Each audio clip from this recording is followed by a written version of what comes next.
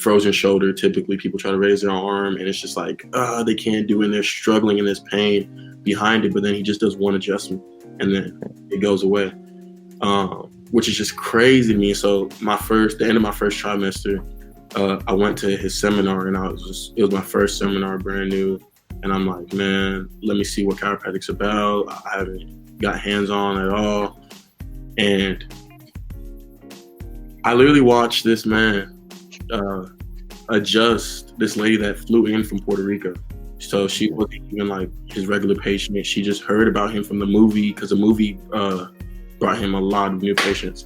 But so she heard about him being able to have this ability to, if you have the frozen shoulder, he does one adjustment, you get better. So he comes in and she doesn't have a frozen shoulder. She has Bell's palsy.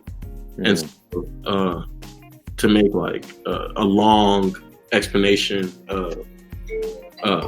what frozen shoulder is essentially and condense it so we can have time to talk about other things is what goes on is your deltoid does 120 degrees of abduction of your arm.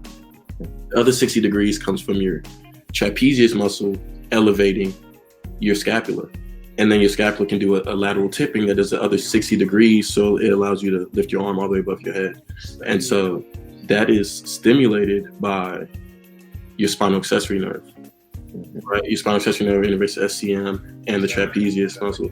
So whenever they have this ability where they can't raise their arm up, it's because that nerve isn't activating. So when you stimulate the occiput he does this adjustment, that function comes back. But what he also did with the research with Dr. Michael Hall, who used to be a professor at Parker University, they did crazy research on cadavers and they spent time on time figuring out that it was a spinal accessory nerve that was causing this action.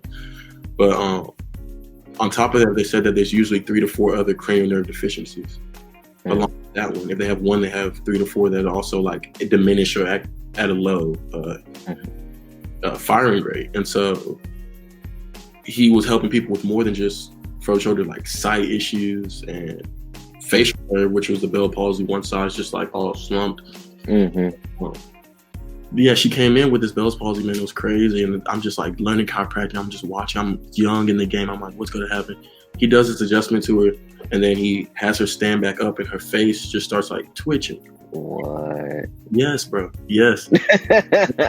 This is my first experience. I'm like, dude, what kind of is this? Like, I'm like, what? And so he tells her, he's like, go walk around the building real quick and come back. And so we continue the seminar, and then she comes back, bro, and completely evened out everything. Her eyebrows was moving, ridiculous, bro. And so at that point, I was like, nah. This is what I need to be focusing on. This is how, like, this is what chiropractic is.